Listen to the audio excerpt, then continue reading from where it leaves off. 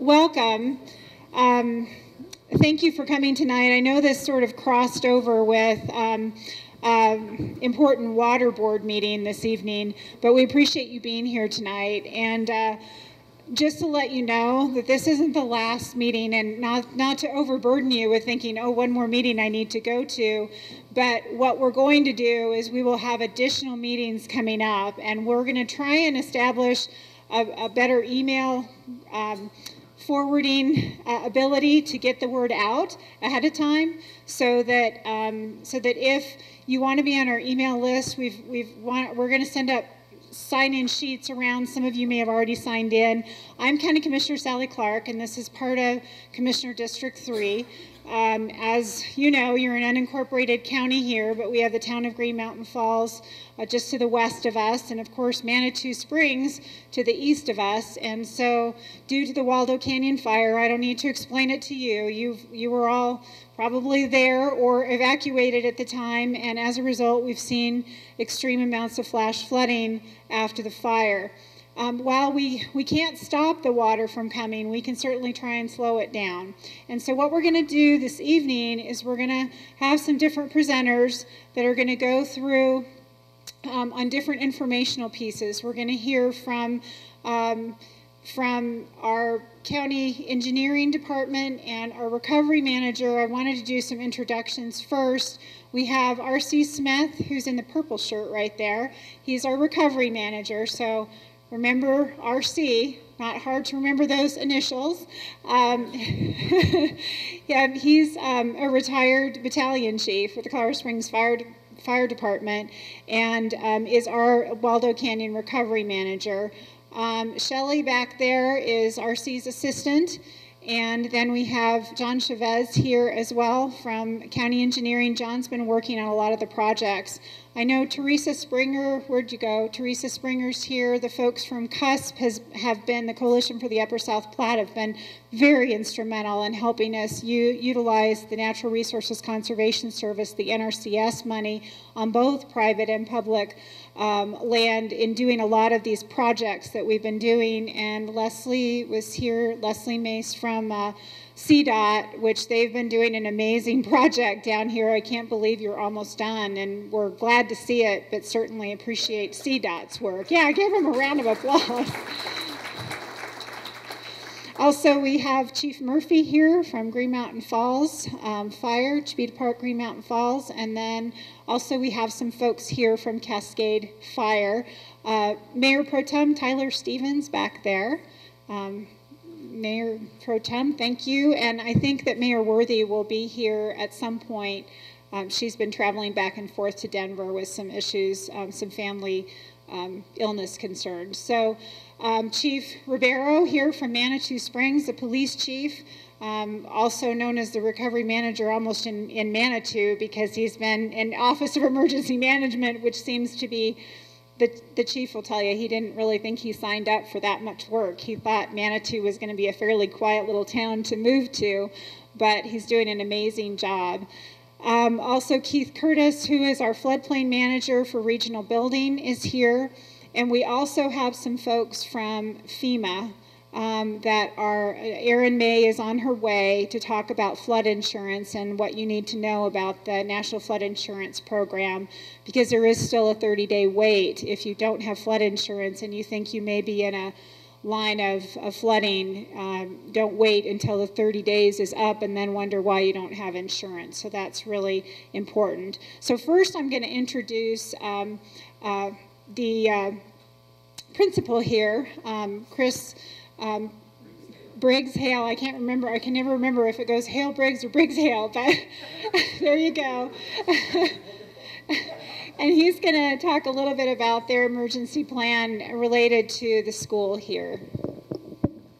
Thank you, Sally. And we certainly have had our share of natural disasters around here. There's been fire and flood, and I think we have to prepare for locusts. That could be the next thing. So anyway, but flooding is serious business, and I just wanted to start off first. As you all know, 2 years ago, we were affected by a flood that came down Sand Gulch and undermined the foundations of our playground. But our school and our community is really indebted to the people of El Paso County. and to Sally Clark, and to many, many others of you who are in this room, Chief Murphy, many people who were here for the fire, were here for the flood, and also were here for the response.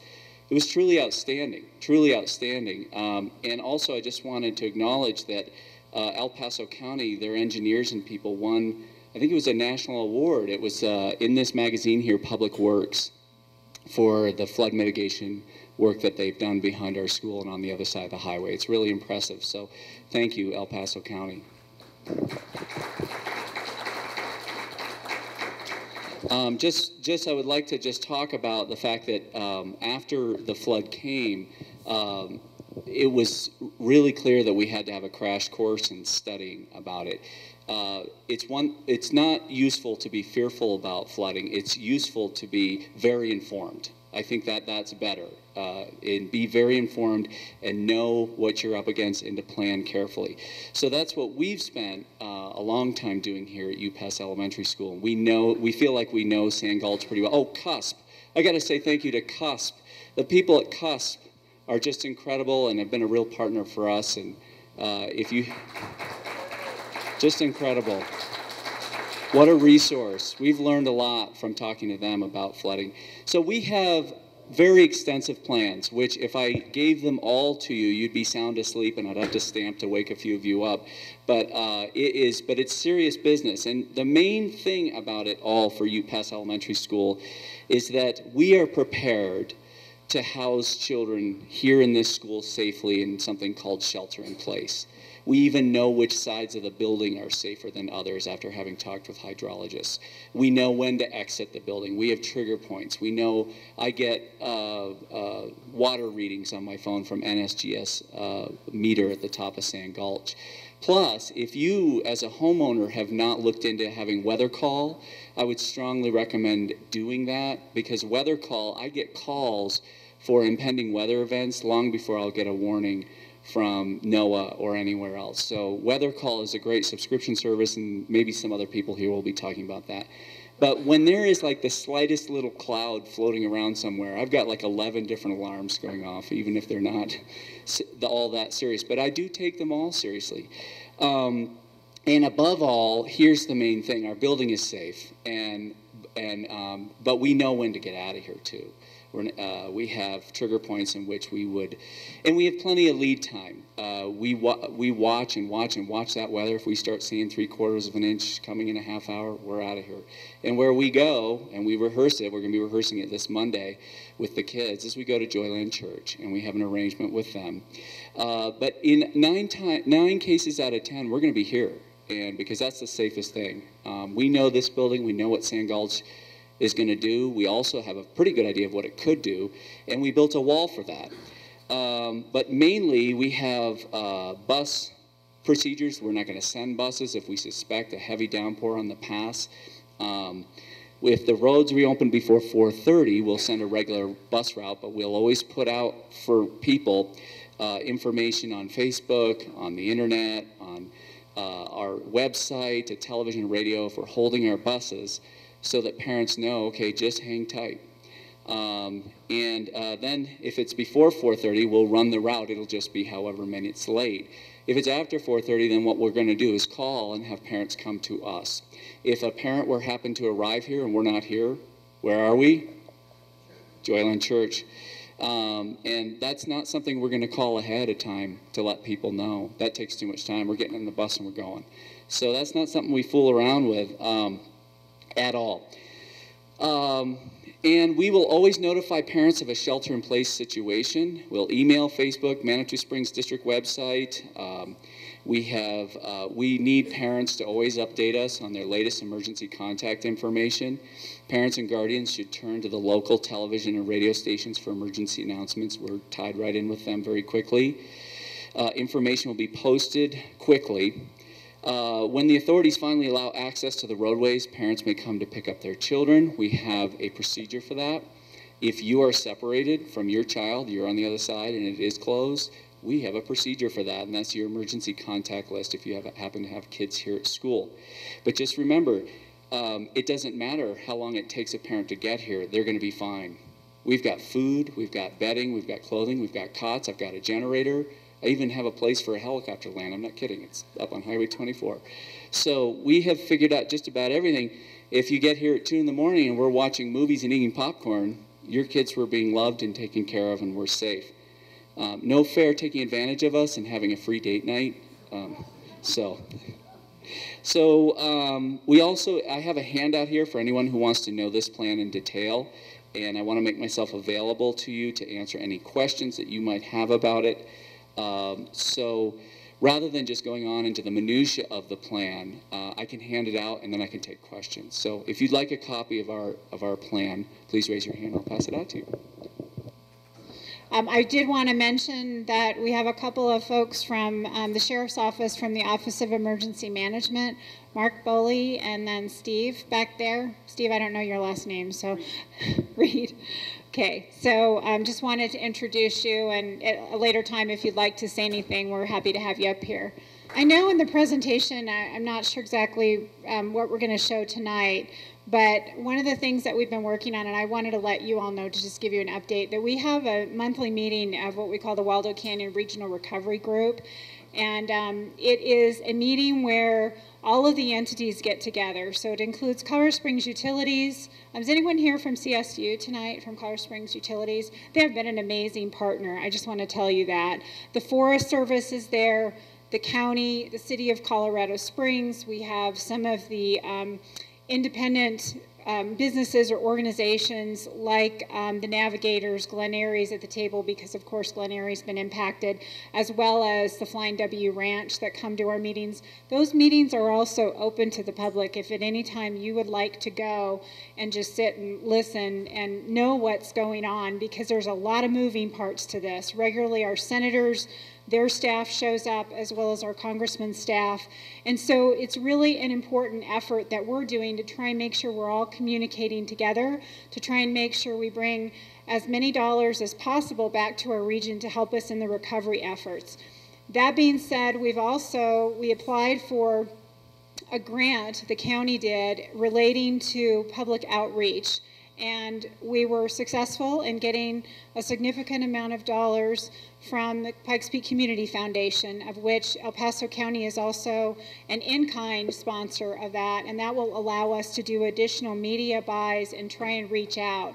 And one thing, and I'm not sure if it's on our list tonight, but I wanted to mention, make sure you go back and re-register for 911, reverse 911, because they had to restart a whole new system, and you may or may not be in that system.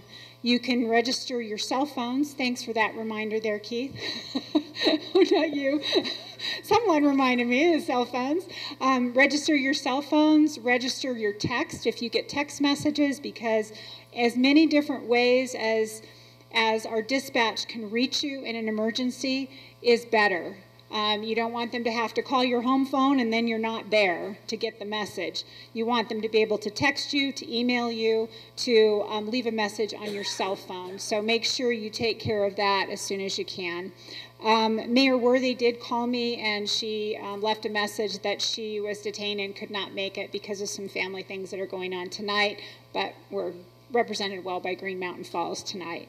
Also, I wanted to mention Carrie Olivier is at the back of the room. Just wave your hand. She's a representative from United Policyholders. United Policyholders helps you with insurance issues after disaster recovery, and we're very glad to have them as a partner that's helping us in the recovery efforts as we move along. Amy Bach is executive director, and Carrie is our local person. She actually was very impacted by the Waldo Canyon fire herself, and friends of hers that had lost homes, and so she's really a local voice that's here for us. So now I'd like to turn it over to John Chavez with El Paso County. This is really the guy that's done a lot of the work. So. Thank you, Commissioner. You're too kind. Once again, my name's John Chavez, and I have been one of the key players on the Public Services Department Engineering Division as far as getting projects in the ground. Purpose for today is give you an update on what we have accomplished in the past, I would say, 18 months. But just to iterate one more time, nothing that you'll see on my slides could have been done without the partnerships that are in place. I'll mention CUSP again. They're phenomenal. But there is one partner we haven't mentioned, actually two partners we haven't mentioned. NRCS, who has provided a lot of funding for these projects, that's the Natural Resources Conservation Services, is part of the Emergency Watershed Protection Program. So many of you have heard me talk about that program and what it's about, and these projects is what it's really all about. The second group I want to mention as far as partners is all of you. I really want to applaud you for taking time out of your dinner time to come up today and listen to us and get an update. Engaged citizenship is the greatest thing, I think. So anyhow, let's go to my slides, please.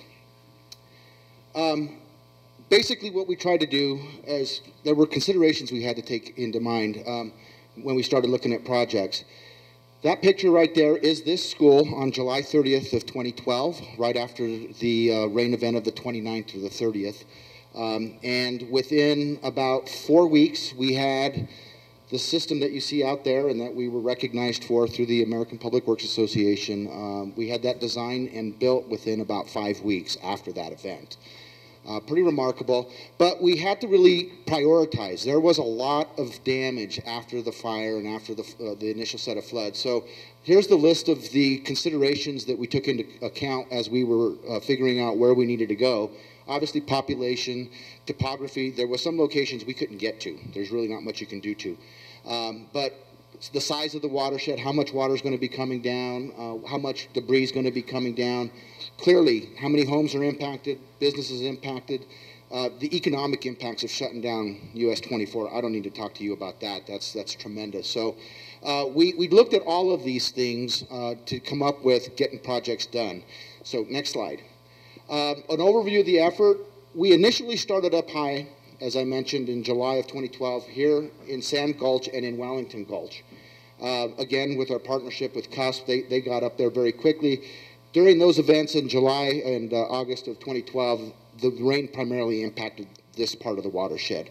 Later on, the storms impacted further parts of the watershed down in the Cascade area and in, obviously, Manitou Springs, which has been on the national news way too much. So I'm going to focus on those two areas very briefly on the projects that we've accomplished, but I'm going to show you a couple slides of some of the structure protection and the debris removal that we have done here in Wellington and Sand Gulch. We are still planning on doing some additional work in Sand Gulch and in Wellington Gulch to try to minimize or reduce the amount of debris coming down and, if possible, catch it and slow down a little bit of water up there. Structure protection, you've seen the gabion baskets. Those are the ones that are lined with wire. The trap bags are those vinyl, fiberglass looking ones that are trapezoidal shaped. And channel improvements. We've done a remarkable amount of work in realigning and reshaping channels that have eroded out. Next slide. Again, structure protection, just a couple of examples of the trap bags. A couple of these houses are pretty close by. Next slide. Over the last 5 months, we've put a lot of effort up in Cascade. As you know, down at the bottom of Cascade at the intersection there of Topeka Road and where the library is and the fire department is, everything above that area burned, and that's a very large watershed.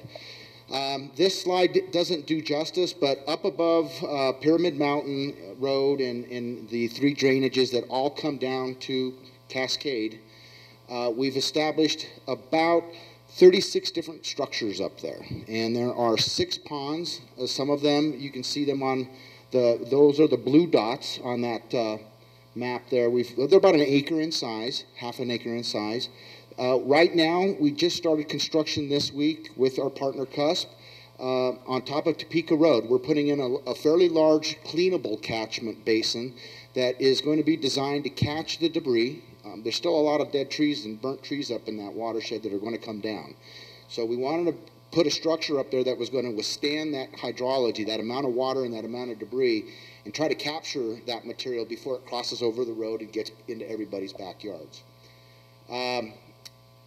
Roughly, we've been able to collectively amount about 3 acre-feet of storage up there, and given the topography, that's pretty remarkable. Next slide, please. Grade control. Basically, many of the channels, what we did, when the water came down, it turned them into just V-shaped cut channels with vertical walls. As you can see, we tried to smooth them out a little bit, give them more surface area, and control the grade using rock tiers.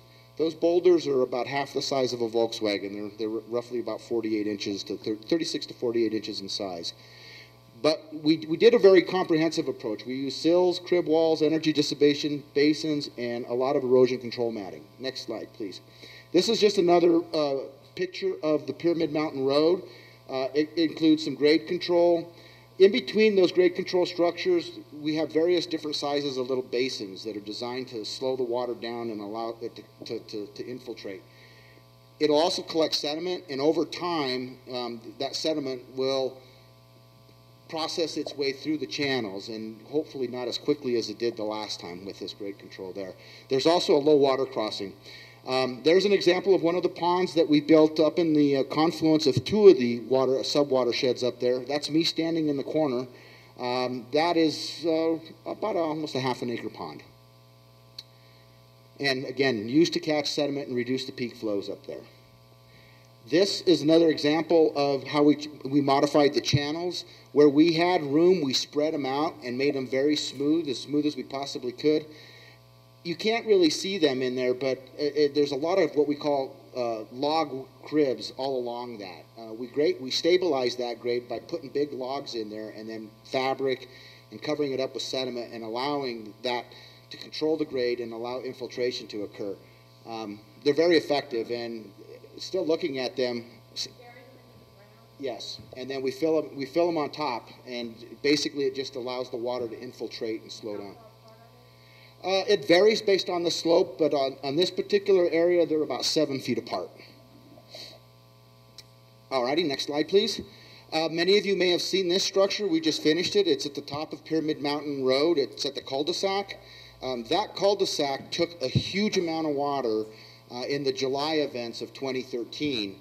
And at the edge of that cul-de-sac where you see that slope coming down pretty gradually, it was an 80-foot vertical drop. And the road, which is relatively brand new, was beginning to be impacted already. It was undercutting. The erosion was starting to go under the road.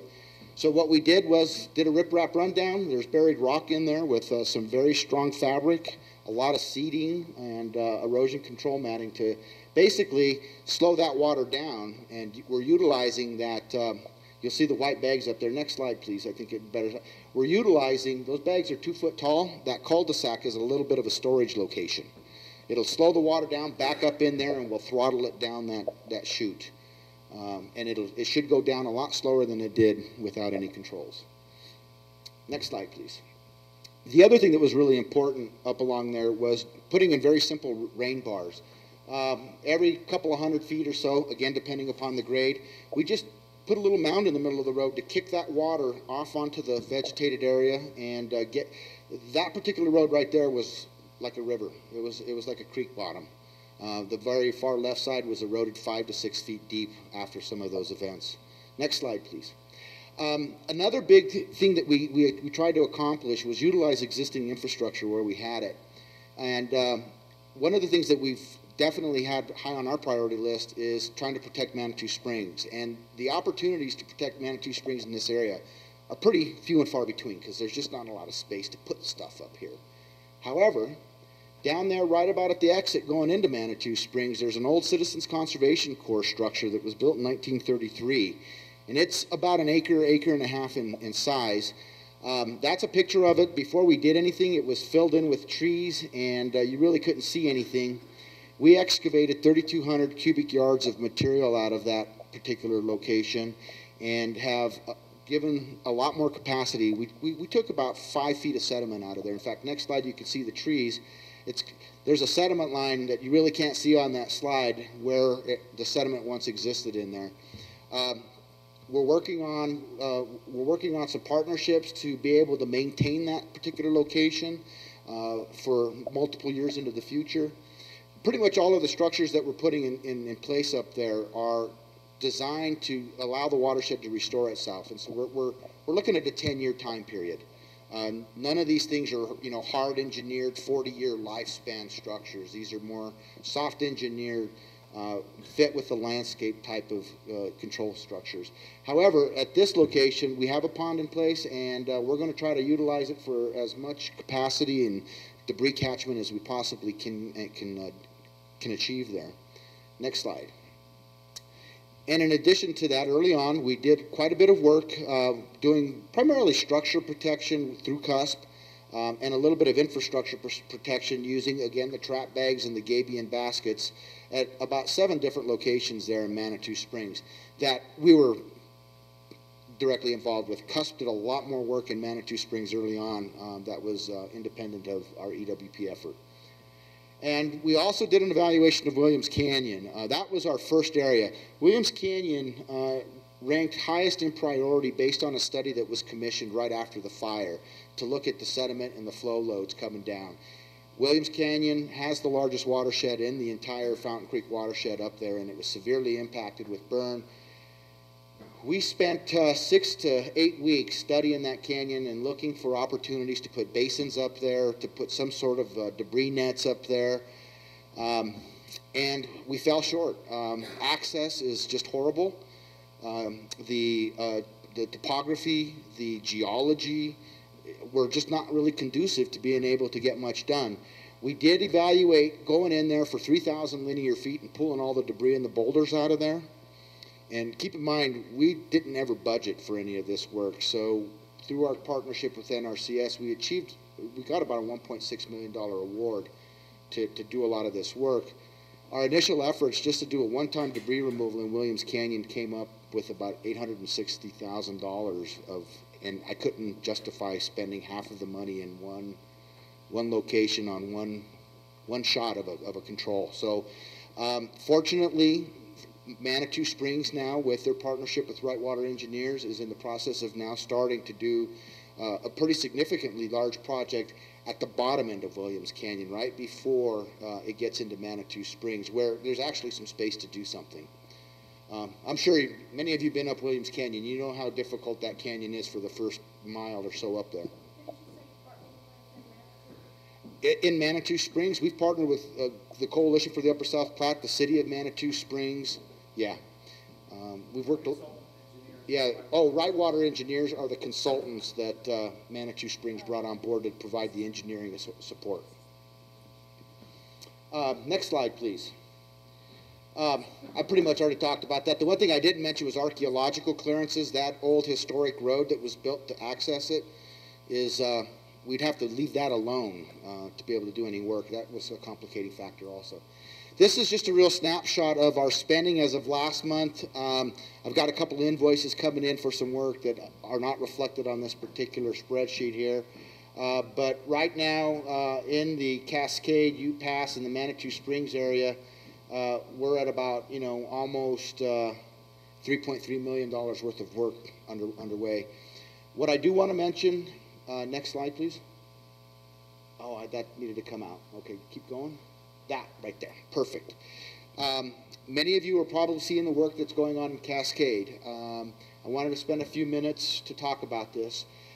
In the next 3 weeks, hopefully by May 17th, May 12th time period, Teresa and her support staff maybe will be getting in touch with the folks that are in that highlighted area. Basically, it's the Topeka Road. You got a letter from us letting you know that we're going to be doing a project. But we're going to be going in May and do channel stabilization, debris removal, some grade control structures, all in that channel. And in addition to that, we're going to fix the road up on the top at Topeka Road. So we're going to have a meeting of the consultants first to get everybody on the same page here in the next couple of weeks.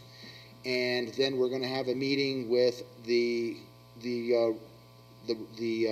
residents, and then we're going to get that construction done. We have to have that done by July 4th. Yeah, well, next we're going to go to the Coalition for the, that's a perfect segue right into Teresa Springer's talk from the Coalition for the Upper South Platte.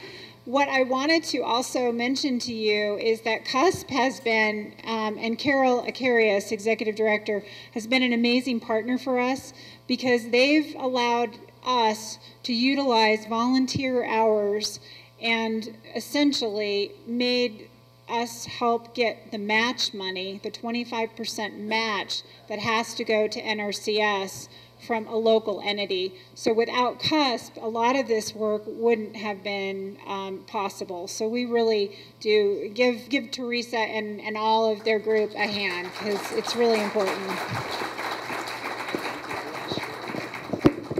Before I get to talking, I want to, a lot of you guys know Jeff Ravage was kind of like my wingman. You could call on him. Jeff took a promotion through CUSP, and he'll be over in the Bailey area, and he's a schmuck. But I want Wendy to stand up. Wendy Warner is who you'll be able to call upon, since many times you can't get me. I think the first thing I want to say to everybody, I know we're all clapping, but wow, we made it. It's a year down since last time I stood up here, and we made it. And I just can't say enough about all you guys and how we've all pulled together and done a good job. With that said, you know, we have the projects that we've partnered with El Paso County. We've also brought in other grant money. We're going to be doing a little bit more work in Wellington Gulch. I get my W's mixed up, so I really have to stop and think which gulch for sure. And we'll be doing a little more down Ute Pass on, I think I saw Neil sitting here somewhere.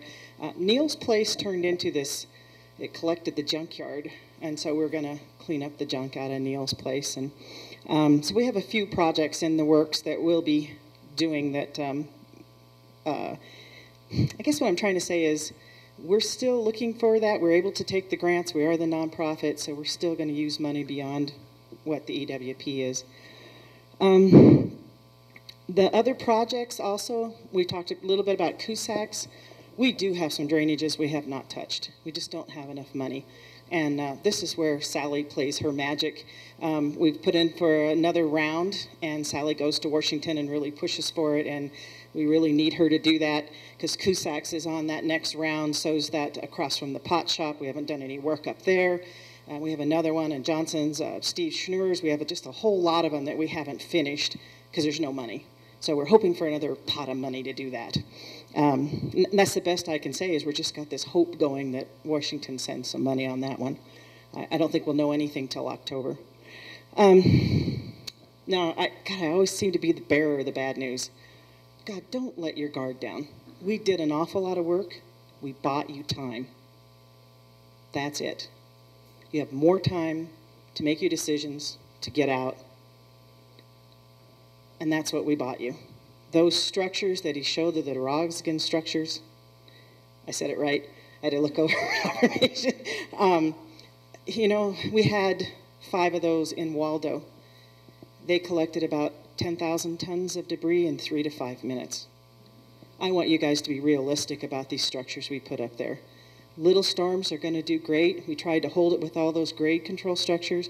You get a little further up and we get a big one, we dodged a bullet. Do not let your guard down.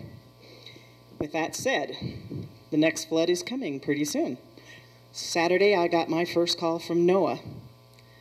I'm on a different frame with NOAA. I tell them, you know, if you think it might do it, the general public, they're afraid to put a warning out to you guys. They're afraid of calling wolf. Call wolf with me. I'll take it. And I call my crews in, and we're careful. We're on alert. It may not happen. Most of the time it doesn't, but when it does, we are ready. And we keep this up through the whole season. When it does flood, we learned a lot of lessons last year. Your personal safety is extremely important. Don't go in that mud in your flip-flops. Wear your muck boots. Do you know, you guys all have septic tanks. Where do you think happens to those septic tanks? In your floods in 2012, you had 2 of those dump into Fountain Creek. What the heck are people doing in there barefoot? So every time you go in there, I want you to think that's toilet water. And you protect yourselves. You put on them gloves. Make sure you have boots on. Take care of yourselves. Be sure and get your shots that you need. Let's not get you guys hurt because you're cleaning out the floodwaters. You may have kept it out of your house, but you're taking it out of your driveway. I want you to be safe. So another piece I want to make sure we've not really got around to, besides that personal safety. When it does flood and after a flood, your fire departments, your emergency responders do an excellent job of responding in that beginning. They're going to go around, in the very beginning, they're going to do the first damage assessment. They're looking for life safety. They're looking for that electric line down. They're looking for that natural gas line that's out there. They're looking for maybe those exposed pipes, those septic systems. They're also looking to see if you're safe wherever you're at. But that's not the end of it. Like last year, you see I'll be walking down that creek. I'm looking for that ecological, can that bank hold out again for the next storm and not get someone's house? But also those houses that are impacted, when that time comes, we've been really lucky up here and you haven't had that. I hope I have enough protection, but I'm not banking on it. The building department will come through after the fire department. Remember, they're just looking to see if you're safe. Building department's coming through to see if the building is safe. They put that yellow tag up. Listen to them. They know far more than we do, and they're going to come back and do a better assessment. The next one that comes through, we've missed a piece here that we're going to be really good at this year, and that's that health department. That house gets full of water, you're growing something in there, especially if that's sewer water. And it may be diluted sewer water, but that still is contaminated water. And I wanted to make sure you guys all understand that piece. Leslie Mace from Colorado Department of Transportation, you want to come up and give a briefing of all the activity? Again, I think I just want to say CDOT has done an amazing job in getting the culvert put in place. And the other things, if you haven't been down to kind of look at the Rainbow Falls area, that is pretty significant in rebuilding the road and working on a lot of the structures in and along Rainbow Falls. So we're hoping, actually the county's hoping to get that open within the next, probably within the next month or so. To some recreation, it will have to be limited and certainly flash flood aware, but we believe that getting more folks in there will help to keep the graffiti problem down, as well as create a great recreational area again. I first want to say thank you to everyone. Certainly we're really good at screwing up traffic and slowing y'all down, so your patience throughout the corridor has been greatly appreciated through all of this. Just to kind of give you an idea of what we're going to recap on, we've done 2 rounds of projects. The first round in 2013, and then here we're finishing up some in 2014. Obviously, you've seen some of the work that we've done in the Cascade area so far. Last year, we were hit really hard in the Waldo Canyon area, and that's what we're working on for completion before the spring rains hit again. One of the things that you may not be aware of is we're also putting in a project of a series of gates that will also work as an active warning system and get those closures in place so that we don't get caught off guard during some of the brief rainstorms that we experienced this last summer. We can skip this. I think we all know how bad the fire was. For the 2013 mitigation repairs, this is the area that we were talking about along Cascade. The picture on your left is the Sand Gulch area. Certainly the school here has benefited from that improvement. They've been a great host to us because certainly we've done some downstream protection of the culvert. The picture that you're seeing up there is the upstream protection right after a rain event. What that structure does is it collects that rain, kind of holds some of that water back, just a brief period, allows for infiltration, but at the same time, it allows for that large debris to kind of settle out. I think some of you might have been here when we got hit with that first rainstorm after the flood event, where we ended up with a horse trailer kind of caught in the culvert there. We quickly realized that bigger was better in that location, and certainly the size of this basin will capture quite a bit of debris before it even is allowed to enter that culvert. The Wellington Gulch area has a very similar basin design. It's intended to collect and capture, again, those large debris, the large logs, that fire and mud kind of caustic debris that came down at us the first year.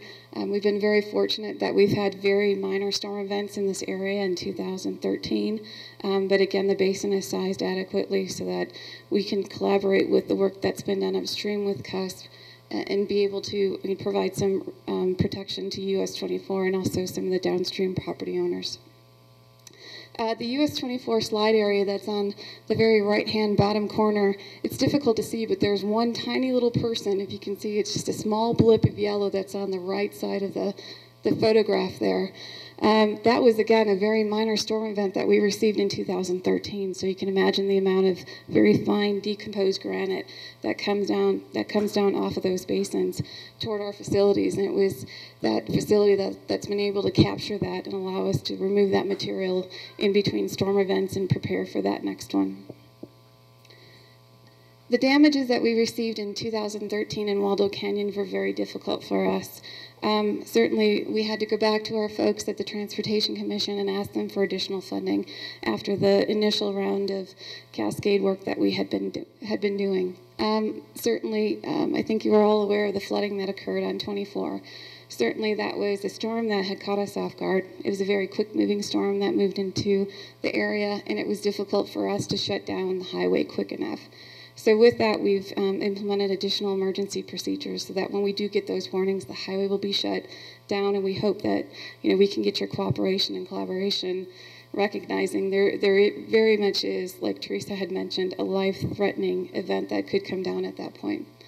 With that, like I said, obviously the flooding on 24, we lost quite a bit of Manitou Avenue, which is the US 24 business loop coming down from the highway into Manitou. With that, we also lost part of our embankment at Rainbow Falls along US 24, and then also the Rainbow Falls Bridge over that area sustained quite a bit of damage. The work that we've completed to date includes the very large culvert that we appreciate you being very, very patient with us as we've been doing our traffic switches. Also, we've repaired US 24 Business or Manitou Avenue to date, so that's open to traffic as well.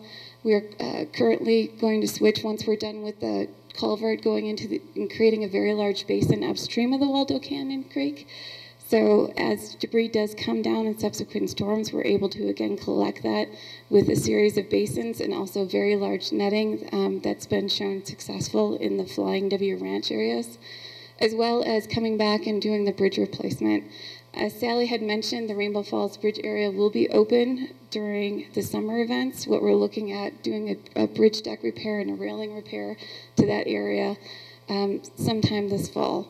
So again, we won't be impacting that summer tourist area, but we will need to make repairs to that. And if I can point out, this picture right here, this is the new walkway that CDOT just installed. So amazingly, this has all been rebuilt so you can get back to the falls now. But it's supposed to be closed to the public, so I don't want to see any of you up there yet. But we will let you know when it reopens, because they put in this really nice walkway, and it's amazing the work that's been done around the corner up there at Rainbow Falls. So again, that will be open when El Paso County opens that. Do expect some closures when we're working on the bridge this fall. We're trying to create or put it in and do the construction in a window in between Labor Day and well before Thanksgiving. We don't have our contractor selected yet, but we will go out to bid about this July for that contractor. We talked a little bit about the advanced warning system, and what that means is we're going to be installing a series of gates. We've identified these locations very preliminary to determine what the best routes are to turn people around and make sure that folks can get out if they need to. I think the next slide shows a little bit better. These are the locations that we're showing. It's Manitou Avenue, Fountain Avenue at US 24, as well as Chipeta Park Road around the Green Mountain Falls area. Again, these are very preliminary. We do need to have additional consideration and discussions with the emergency personnel in those areas. Within the next month, we will get a final determination of those locations and put more information out to the community at that time. No, part of we can only do so much with technology. We talked a little bit about the National Weather Service. There's certainly huge collaboration, and they also determine those warnings and watches for us. As we're trying to coordinate with them, if we went to more of an automated system, it would be difficult for us to get people out. And for us, that's the key, is making sure that we're clearing the corridor. So maybe we can flip one more slide yet. One of the things that we do is have an emergency plan in place each year that we're coming into post-fire. And we try to look at what are our main threats during that time. So our maintenance folks look at how quickly can we evacuate people, how much is the basin restoring, what is the difference from when the rainfall hits the very top of the basin to when it gets to our systems at US 24. And there can be anywhere from 15 minutes to a half an hour between those two time frames. We can't always tell what's happening up there. We can model it as best as we can, but we don't want that automated and triggered by something like that. We want to make sure that there's still that human element, making that call, constantly monitoring the corridor, clearing it when it's absolutely necessary and a threat to public.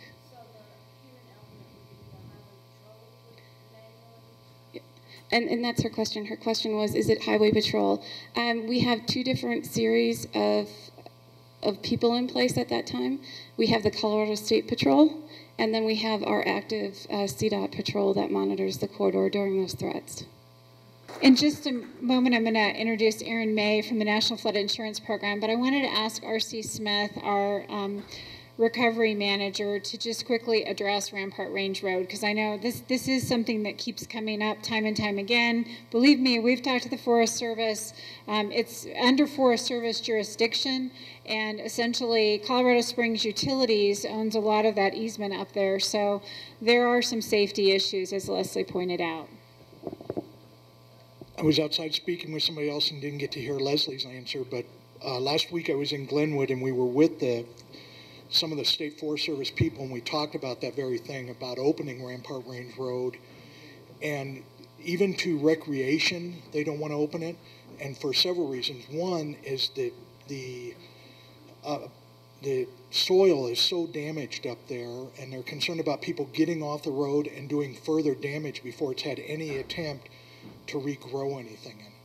That's the first thing. The other thing, and the commissioner and I were at a meeting probably a month and a half ago where we talked about how proactive CDOT's been and really trying to be more precise when the road's closed, because we realize when Highway 24 is closed, that's a huge burden on everybody.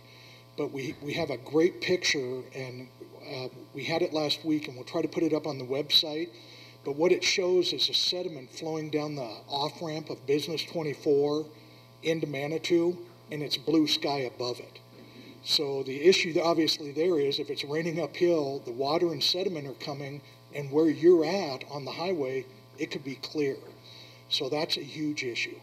But the issue that came up with the meeting the commissioner and I were at, they're like, well, when the highway's closed, open 24.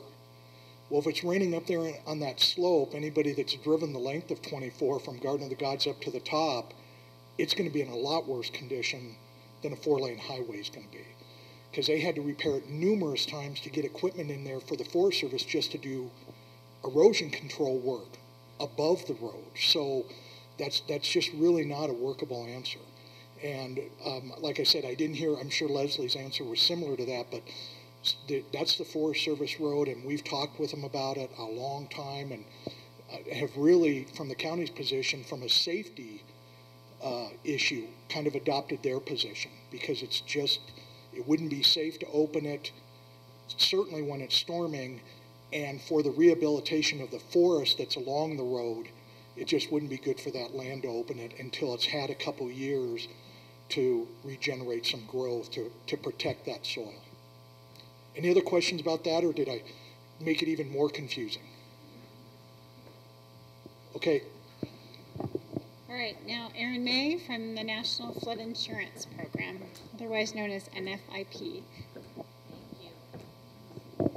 Hi everybody, how are you? So I want to see a show of hands. How many of you have already bought a flood policy?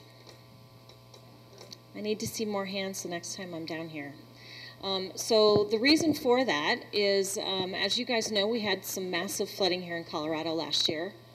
And an interesting statistic came out of last year's event. And you guys were pretty darn lucky with that rain event. I hope you guys realize that, by the way. But across the state, with our flooding that happened last year, we had about 20,000 buildings damaged. Of that, we had about 2,100 claims.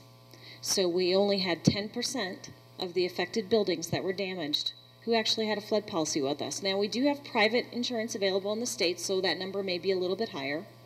I have no way of tracking that. But of those 2,100 claims that we had across the state last year, over 50% of those people were in low-risk flood zones. Does that hit home for you guys?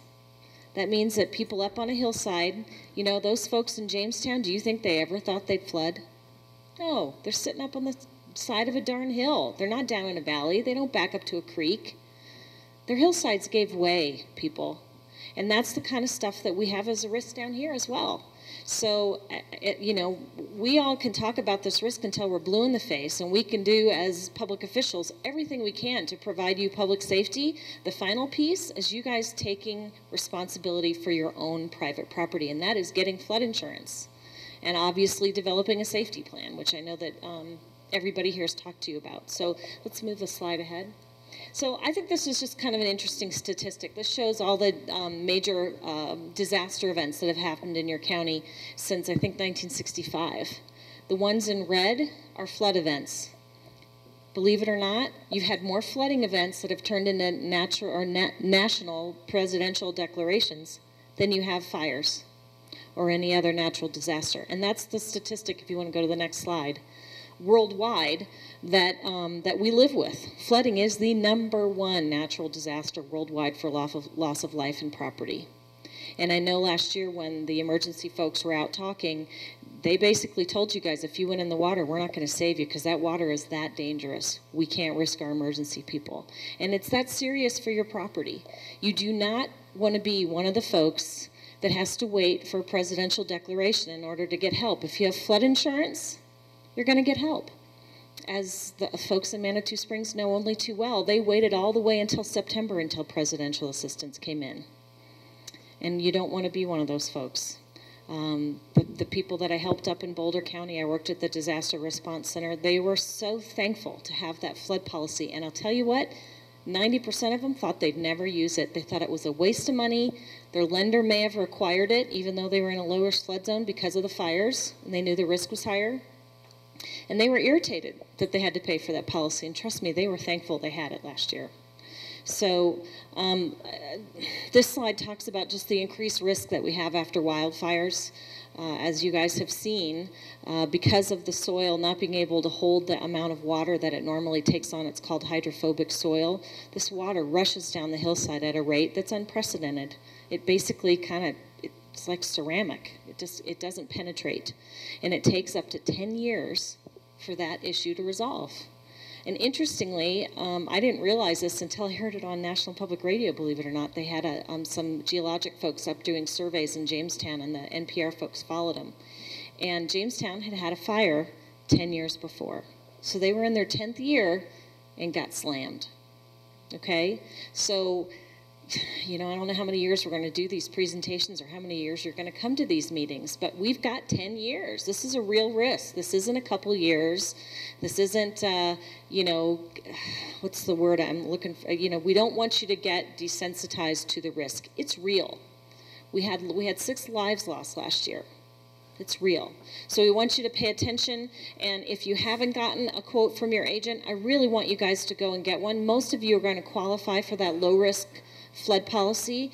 It's less than, for people without a basement, I think it's $410 a year. If you have a basement, it's $458 for $250,000 worth of coverage and $100,000 of contents coverage. Yeah, absolutely. Absolutely. And yeah. Yeah.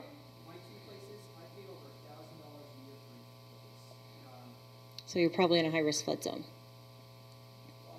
You have to be. You must be. You must be in a high-risk flood zone. Otherwise, you wouldn't be rated that way. So, if you're in a low-risk flood zone, you're in that 460 or less. They can be. Oh, absolutely, absolutely. And there's a lot of people down here who couldn't afford the policy. Yeah, so we finally got the private insurers down here to do a presentation for the downtown Manitou Springs folks, and they had significant losses last year. Somebody else raised their hand over here, I think? Yeah. What degree of flooding does your property have to sustain before your flood insurance kicks in? Okay, so it's for our policy, the water has to travel over land, and it has to affect your building, and it has to touch you know, cross over your property line. So touch your neighbors or the street. In most cases, it's just going to be the street because that's where the water comes rushing down anyway, and then it pushes back onto your property in most cases. So just has to travel over land and touch your property and another's. It doesn't have to affect 2 buildings either. It just has to cross over your property line. So you could be the only person who floods, and you're going to get paid. To wait for a presidential declaration is significant. We have to have an event as big as what we had last September to get that. Yeah. Does it have to affect your dwelling, or does it only have to affect your land? Well, no, we don't. We only cover buildings. So if you have a, yeah, we don't pay for land damage, but we will if you have a garage, or for if there's anybody here who has rural property and they have outbuildings they want to insure, you can insure those outbuildings separately. So, let's say you have a hay barn or you have an equipment barn, you could insure that separately too if you wanted to. So let me move ahead here. The one thing I really like to hit home with is really important. This is why I want you to go out now and talk to your agents about a flood policy, is we have a 30-day waiting period. So our flooding normally starts June-ish. I know your risk is later in the season when the monsoons start, but we want you insured before that spring runoff starts. And here's why. We are at unprecedented snowpack levels. In most cases, we're at 250% of snowpack. And I think those levels are dropping a little bit each day, so it's not quite as severe. But you know as well as I do, all it takes is a quick warm-up, and that water's coming your way. And we already know that the stream channels that were affected by last year's flooding cannot handle a normal spring runoff, and we are at above normal levels. So that's why we want you, we don't come out here and talk just for the heck of it. We come out when there's a real risk, and you've got a real risk, and you're going to have that real risk for a number of years. So the things that I like to let people know about is if your agent doesn't sell flood insurance for some reason, you can go to floodsmart.gov and type in your address. And there's a little red box on the right-hand side. I think it says Know Your Risk. And you can put in your address, and it will list agents in your area. Or you can call the 800 number, and they'll help you find an agent. And for some reason, there's a lot of myths about our program. People think if they're not in a high-risk flood zone, they can't get flood insurance, or it doesn't matter. You guys are in a participating community. You can get flood insurance. Now, as witnessed by the gentleman in the back of the room, your rates can be different based on your risk. So folks in a high-risk flood zone may be paying more. Absolutely. But most of you in this room would qualify for that low-risk flood zone. So I would get the coverage. I mean, to give you guys an idea, I've seen the damage that happens in these events. I back up to the mesas in Golden, if you know those. I'm halfway up that mountain. I have a flood policy on my little townhome. Costs me $320 a year. And it's just great peace of mind. If I'm out helping out on a disaster, I know that my house is protected, and I'm not going to lose everything. Yes?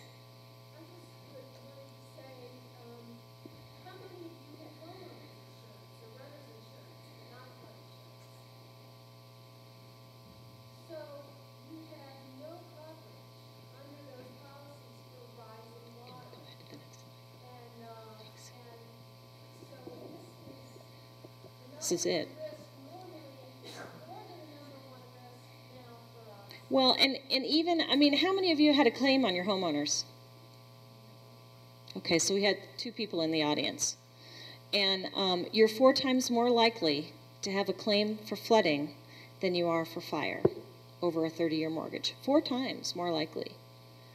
But you're not insuring that unless your lender requires it. So we're telling you, now's the time. We'll let you know. We come out to these meetings when we think the risk is high enough. So just to talk a little bit about our policies, as Carrie reiterated, homeowners doesn't cover it. Some mobile home policies, if we've got mobile homeowners, do cover flood. So if you have a mobile home, talk to your agent about your policy. We've got flood insurance available for anyone. The coverage limits are $250,000 for residential and $500,000 for commercial buildings, and that would also include like farm structures for the $500,000. And then just, this gives you an example. This is just in Durango in 2010. Does anybody ever remember seeing that hit the news? Boy, I don't. But that person, if they'd had flood insurance, would have gotten coverage. Whether it hit the national news, whether it made the presidential declaration, they would have had coverage. Don't you think they wish they'd had some coverage? And this was just a normal runoff year. This wasn't an unprecedented year for them. He has, the floodplain administrator tells me he has events like this every spring because they've built very close to the river down there. And it's a kind of a narrow canyon. I don't know how well you guys know Durango, but it's kind of narrow. Okay, let's go to the next slide. So the one thing I do like to talk about that's come up quite a bit down here is we do cover buildings under construction. So if there's anybody building a new home or you know, adding on to their home or whatever, they can get coverage. We do cover debris removal. Does anybody know what the most important thing that's covered on our policy that isn't covered on your homeowners? And Carrie, you can't answer. It's on the list up there. Nope, not mold. Oh, I heard somebody say it, foundations. Did you know your homeowners doesn't cover your foundation? Ours does. So I just talked to a gentleman today up in Aurora. We didn't have a whole lot of claims in Aurora, but we did have some claims there, and he's got foundation damage from the flooding that happened last spring. So he was calling with some questions. So foundation and cleanup are probably our two biggest and most important things that are covered on there. You get a foot of water in your basement, that's about $20,000 worth of cleanup. That's the cost to clean up. It's important to have the policy. So some things I do like to mention that are different about our policy is that we do have limited coverage in the basement, meaning we will pay to restore a basement to an unfinished basement status. So we don't pay for contents in a basement unless it's a washer and dryer or freezer, or believe it or not, the food in the freezer. It's weird. But we will cover cleanup in a basement. We'll cover any equipment down there needed to run the home. So furnace, air conditioner, sump pump, those kinds of things. If they are needed to run your house, we will pay for that equipment to be replaced if it needs to be replaced. Now, if you've just got old machinery stored in your basement and it's not plugged in, we're not going to replace that. We will return a basement to an unfinished basement status, and we'll take care of, you know, windows that might get blown out from the water that's come in, that kind of thing. So the other thing that I like to mention is our policy can be a replacement cost value policy, or it can be an actual cash value. For residential policies, if you insure to at least 80% of your replacement cost value of the home, you're going to get replacement cost at claim time. And trust me, the Boulder people were very thankful they had replacement cost coverage on their home. So as long as you're insuring to the same value you have your homeowners on, you're good. You don't have to worry too much about it. Commercial structures or any other non-residential structure is automatically actual cash value. So that means we'll depreciate the structure based on its wear and tear, you know, use, how well it's been maintained. So let's say you've got a 100-year-old building, which I know you do have those down here, but you have a new furnace. Well, we're going to take care of your furnace at its. If you just bought a new furnace 5 years ago, we'll depreciate it to that 5-year mark, not on a 100-year building. So I think that's just about it. So let's go. Yeah. Yeah. Yeah, they will pay for some debris on property, but it's still a mystery to me as to how they pay that, because I've noticed that the way they pay that debris is it seems to vary from adjuster to adjuster, which it's their decision on site as to how they pay on our claims. But for the most part, it is debris that is, you know, that's in the house. If, for example, and this wouldn't happen here, but let's say we had a hurricane, or let's say we had flooding and a tornado. If a tornado knocked down a tree, that would not be covered on the flood policy, that'd be covered on your homeowners. Okay? So it just kind of depends on how that damage is sustained as to how it's going to be handled. You know, again, it's really up to the claim adjuster at the time. So those are questions to ask when they come on site. But the building cleanup alone, it'll blow your mind how much it costs. It's amazing how much damage it can cause.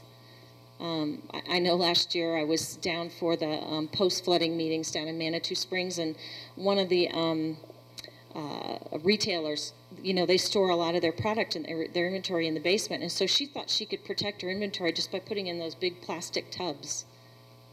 She said, "Oh my God, I can't believe how much damage it did and all the silt that got into my boxes." She just thought if she put it in a plastic tub, it would just float on the water and there'd be no damage to her inventory.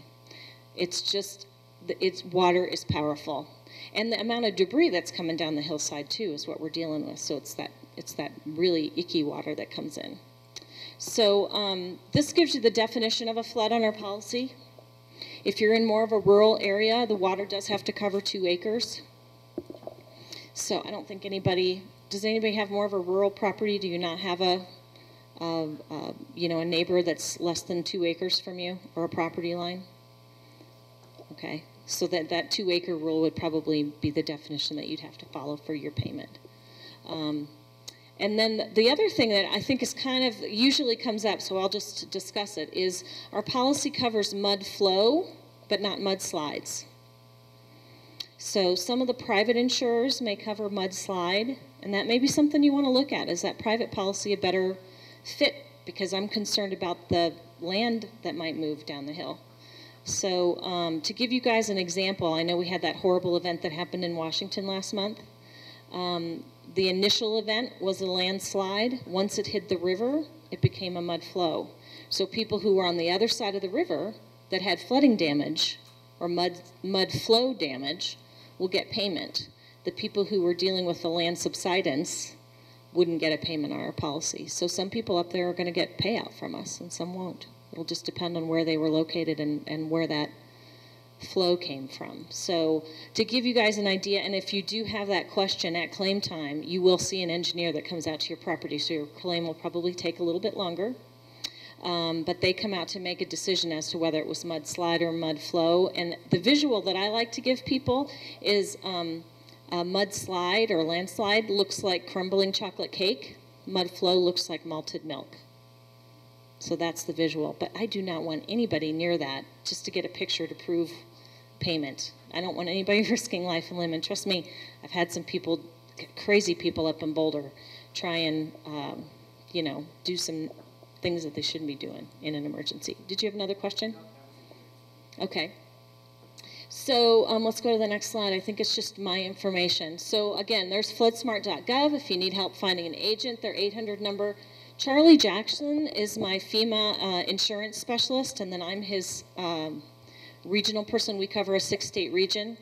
That's his email if you've got questions, or my number is at the bottom, 720-377-9337. So does anybody else have any other questions? How many of you are going to go call your agent tomorrow? Really? I only got one person out of that? We are. All right. Thanks, Erin. She's extremely knowledgeable. She mentioned private insurance, and Lloyd's of London also has policies that cover flooding that are different from the NFIP policy. So you might want to check into that if you're concerned. They'll actually cover contents on businesses and have other flexibility as well. I know Keith Curtis here, who's our floodplain manager for Pikes Peak Regional Building, has been doing some research as well. And one of the things I do want to say is flood insurance was going to take an enormous increase this next year. And what happened, there's legislation, it's called the Bigger Waters Act, that was intended to essentially to bring all of the policies up to actuarial complete soundness. And as a result, everyone would have seen a big increase in their policies. And so at the national level, there was a big effort on behalf of the Realtors Association, on behalf of our National Counties Association. We stormed the Hill and said there needs to be sort of a timeout or a gradual increase.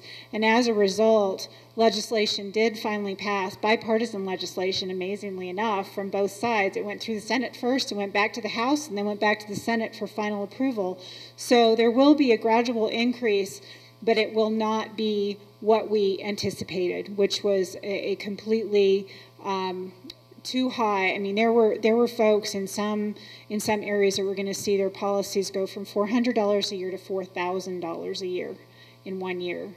And so you can thank those that have been lobbying to get that done, that there has been a great, and a lot of it was predicated from greater New Orleans, actually. But we knew that this would affect not just Louisiana, that affected Idaho, that affected California, that it affected the coastal communities, but it also affected us inland. And so that was a good thing.